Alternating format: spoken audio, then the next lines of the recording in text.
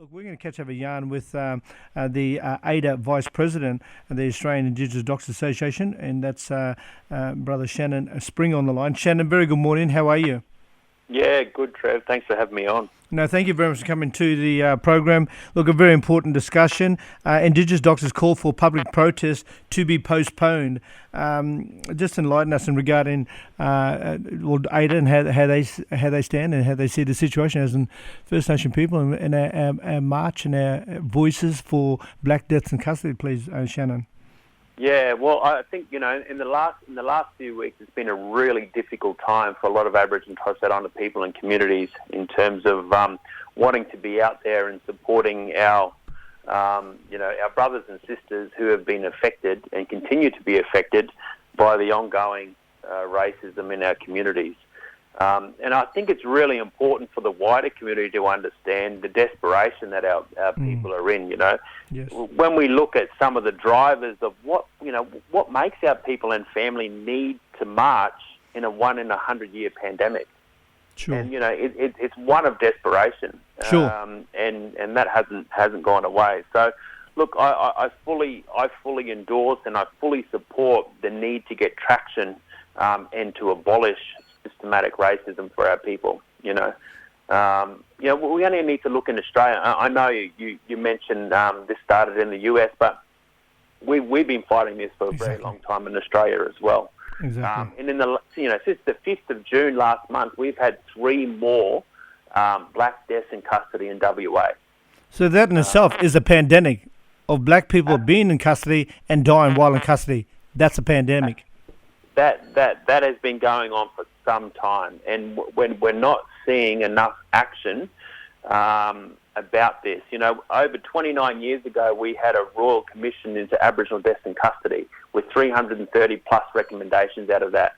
Now, only probably a handful have been fully implemented, and probably some haphazardly implemented. So, it's hard to swallow. Sure. For the community to continue to see these black,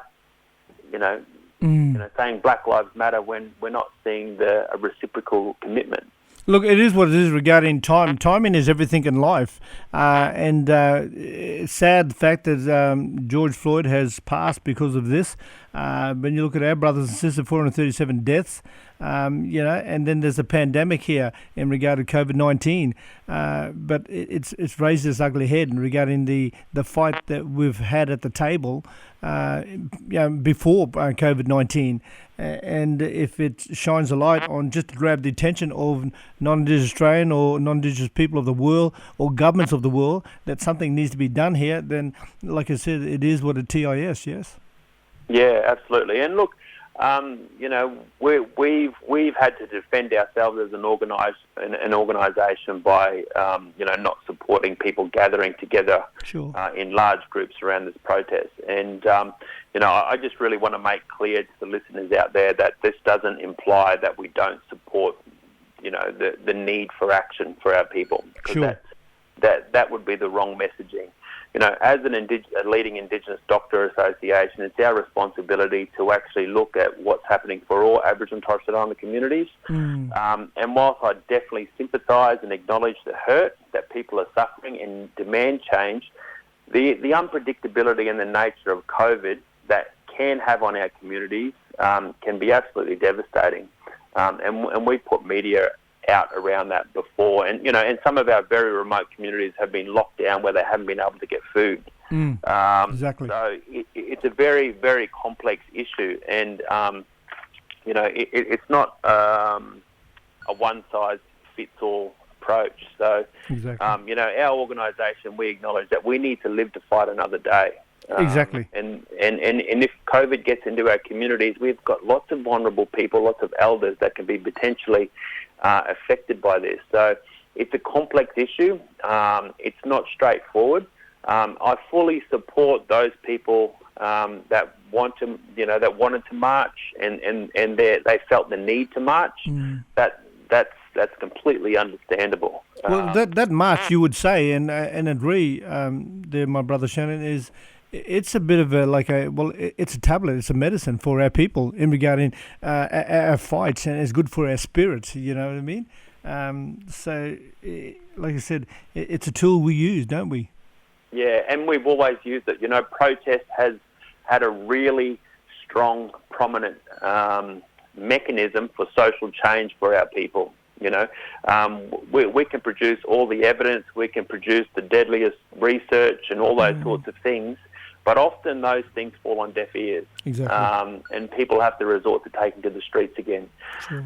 So I fully acknowledge protest as a mechanism for change, but during a pandemic it's difficult. And we probably need to rethink how we protest and cause social disruption in other ways without risking the health and well-being of our elders and our communities at the same time. And that's tricky. Yes, well, as all people of the world are praying for a vaccine, and we've got smart people on this planet, and the vaccine will come.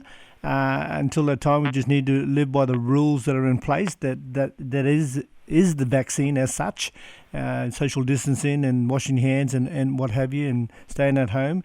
But come after COVID-19, then all guns blazing regarding marches and what have you, and stronger than ever. Oh, absolutely. And and I think there is still room for more media and more social community raising about the concerns facing us at this, this point in time, and also what's happened in the past. And without change, we're going to expect, there are predictable expectations that the lives of young Aboriginal and Torres Strait Islander people will be affected when they come in contact with our justice system, and that's a really, really sad reality.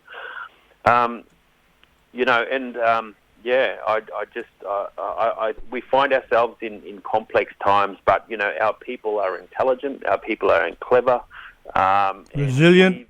We're not going away anywhere. Absolutely, and we've dealt with pandemics before. Exactly, we've dealt with rife infections in our communities before, and we've also dealt with racism in our communities before. So I think we within the community have the capacity and we have the strength to endure this. Yes. And get through it as a collective nation. Exactly. And there goes the phrase, we are all in this together. Yeah, I think certainly for Aboriginal and Torres Strait Islander people, we are all in this together. True. But, we also rely on what's happening outside of our community as well. So, even though that we didn't have evidence about any cases coming from the last protest, which is a really good thing. That's right. We actually because fingers were pointed at us. Don't worry about that. Yeah, absolutely, and I'm sure people were hoping that that there would be cases among our community, but there was a different reality at that point in time. The community transmission was quite low. Yes, exactly. So when we're moving forward and when we're planning, we're trying to make decisions based on what's happening at this point in time and being in the moment, and that's been very difficult to predict and still maintain the traction. The traction and the pressure that we need to exert in order to get some social justice. Thank you, Shannon, very much. Look, great conversation. Thank you for sharing. The Vice President there of AIDA, Australian Indigenous Doctors Association. Very strong words there. And look, all the best to you. You stay safe, my brother, and we'll talk soon, eh? Yeah, thanks, Trev. Thanks for having me on the program. And just a shout out to all your listeners out there. Is that stay strong, stay committed, and I 100%. And I do believe that we will get through this time, yes. And also we'll be able to get some traction, when we get out the other end. We waited long enough. That's it, my brother. All right, you take care, Shannon. All the best. You take care, mate. Thanks, Trev. Catch you later. Bye-bye. A deadly yarn there with the Vice President of AIDA, the Australian Indigenous Doctors Association, Shannon Springer.